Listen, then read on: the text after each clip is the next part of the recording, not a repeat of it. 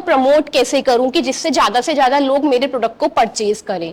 तो इन चारों सेगमेंट को स्टडी करने के लिए, इन चारों सेगमेंट को आइडेंटिफाई करने के लिए कंज्यूमर बिहेवियर की स्टडी बहुत ज्यादा बेनिफिशियल होती है।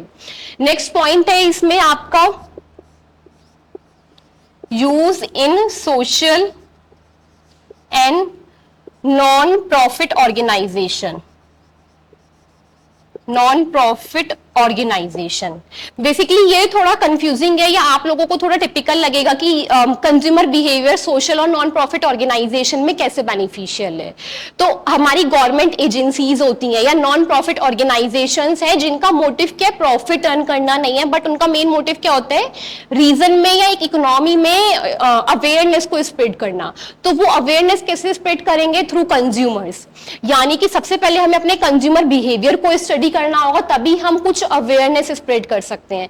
जैसे कि गवर्नमेंट है time to time child education के ऊपर अवेयरनेस स्प्रेड करती रहती है, या चाइल्ड मैरिज के ऊपर अवेयरनेस स्प्रेड करती रहती है, या एड्स के ऊपर वो काफी तरीके के प्रोग्राम चलाती है अलग अलग रीजन में, जिससे कि जो ये सोशल इश्यूज है हमारी कंट्री में, हमारी इकोनॉमी में, वो इश्यूज रिजॉल्व हो जाएं। तो वो एक गवर्नमेंट कैसे करेगी, through study of consumer behaviour. Without studying the consumer behaviour, company is not able to diversify or to expand its product and services in the market. So the next topic is consumer buying process. अभी तक हमने क्या समझा था, difference between consumer and customer, consumer behaviour और why an organisation study consumer behaviour. Next is consumer buying process.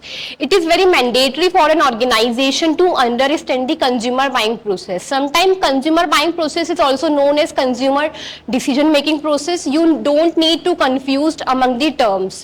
Both terms means the same, only the words are different. So let's understand consumer buying process.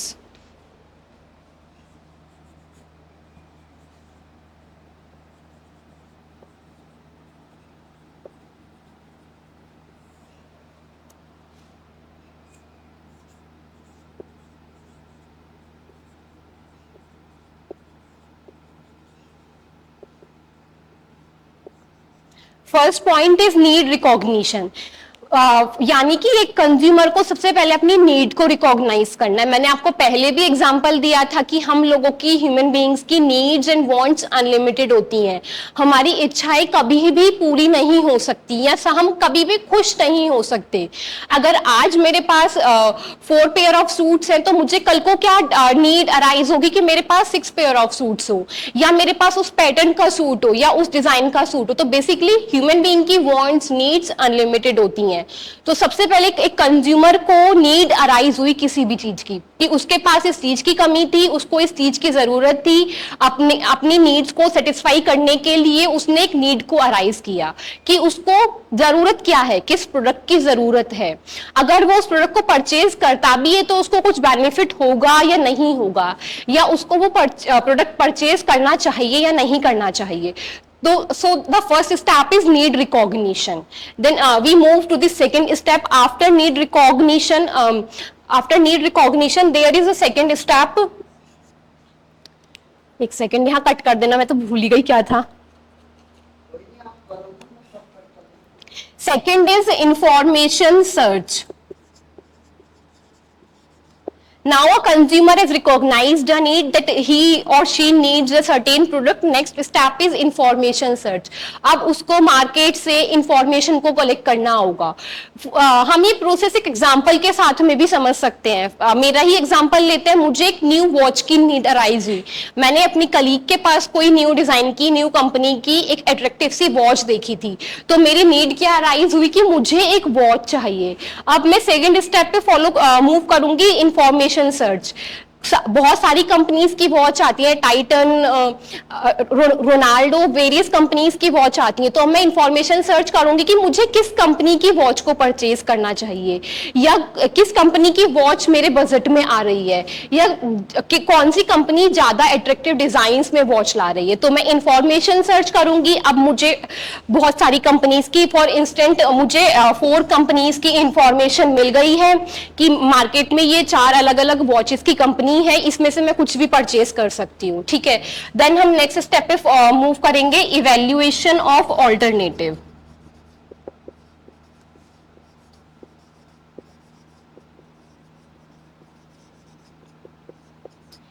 Evaluation of alternative का means यहाँ पर ये है कि मेरे पास 4-5 options, मेरे पास 4-5 alternatives available थे। अब मैं इन डेप्थ स्टडी कर रही हूँ कि उन 4 या 5 ऑप्शन में से मेरे लिए बेस्ट सुटेबल ऑप्शन क्या होगा, क्योंकि 4-5 तो मैं ऑब्वियसली बात है मैं परचेज नहीं कर सकती हूँ। तो मैं उन 4-5 को आइडेंटिफाई करूंगी, इवेल्युएट करूंगी। इवेल्युएट मैं कैसे करूंगी वो मेरे ऊपर डिपेंड है कि मैं उसका डिजाइन देख रही हूँ, उसका कलर देख रही हूँ, या उसका प्राइस देख रही हूँ, या वो वारंटी देख रही हूँ कि कौन सी वॉच मुझे वारंटी दे रही है या नहीं दे रही है, या मैं उसकी लाइफ देख रही हूँ कि उसकी लाइफ कितनी है पर्टिकुलर। तो इवेल्युएशन ऑफ ऑल्टरनेटिव में मैं उन 5-4 ऑप्शंस को इवेल्युएट करूंगी। Then we move to the next step, that is purchase decision.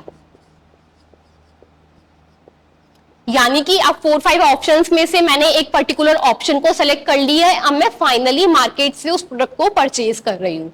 जो मैंने 4-5 ऑल्टरनेटिव्स में से एक ऑप्शन सेलेक्ट किया था उसमें से अब मैं फाइनल प्रोडक्ट परचेज कर रही हूँ। हो सकता है मैं मार्केट जाकर के परचेज करूँ, हो सकता है मैं ऑनलाइन परचेज करूँ, वो मेरी चॉइस है। जैसे मैं सुटेबल हूँ मैं वैसे उस सामान को परचेज करूंगी।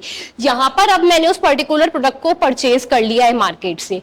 Now the last step is post purchase behaviour.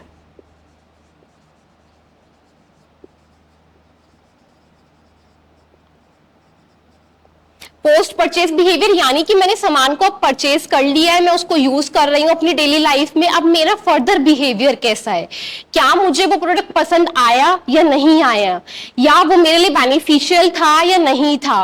तो मैं अपना पोस्ट परचेज बिहेवियर दिखा रही हूँ। अगर मुझे वो सामान अच्छा लगेगा, वो मेरे लिए बेनिफिशियल होगा, तो मैं उसके पॉजिटिव पॉइंट्स ही बताऊंगी अपने नोन्स को, अपने रिलेटिव्स को कि आप भी उस प्रोडक्ट को परचेज करो, आपके लिए भी बेनिफिशियल है। बट अगर वो मेरे लिए बेनिफिशियल नहीं है या मुझे फर्दर परचेज करने के बाद में वो प्रोडक्ट पसंद नहीं आया, हो सकता है वो इंफीरियर क्वालिटी का आ गया था, या उसकी लाइफ कम थी, या उसका कलर मेरे फेस पर या मेरी बॉडी पर वो सूट नहीं कर रहा था, तो मेरा उसके लिए पॉइंट क्या हो जाएगा, नेगेटिव माइंडसेट बन जाएगा। तो मैं वैसे ही उसको आगे फर्दर रिफ्लेक्ट करूंगी। तो बेसिकली कंज्यूमर बाइंग प्रोसेस में हमारे 5 स्टेप होते हैं। सबसे पहला क्या है, नीड रिकॉग्निशन, कि आपने अपनी नीड को रिकॉग्नाइज किया कि आपको किस प्रोडक्ट की नीड है। सेकेंड इज इंफॉर्मेशन सर्च, आपने नीड को रिकॉग्नाइज कर लिया कि आपको इस प्रोडक्ट की नीड है। अब आप मार्केट से, अलग अलग सोर्सेज से, वेदर ऑनलाइन और ऑफलाइन, आप इंफॉर्मेशन को सर्च करोगे कि आपको वो प्रोडक्ट कहां से मिल सकता है या आपको कैसा वो प्रोडक्ट लेना चाहिए। Next is evaluation of alternative. अब आपके पास 4-5 ऑप्शंस अवेलेबल हो गए हैं, आप उनको इवेल्युएट कर रहे हो कि कौन सा आपके लिए बेनिफिशियल है, कौन सा आपके लिए सुटेबल है। Next step is purchase decision. आपने किसी एक को आइडेंटिफाई कर लिया, किसी एक को सेलेक्ट कर लिया है, अब आप फाइनल परचेज कर रहे हो। परचेज करने के बाद हमने वो प्रोडक्ट को यूज करना स्टार्ट कर दिया है। अब हम अपना पोस्ट परचेज बिहेवियर दिखा रहे हैं कि वो प्रोडक्ट आपके लिए बेनिफिशियल था या नहीं था, या आपको पसंद आया या नहीं आया। I hope you all understand the today's topic. Thank you.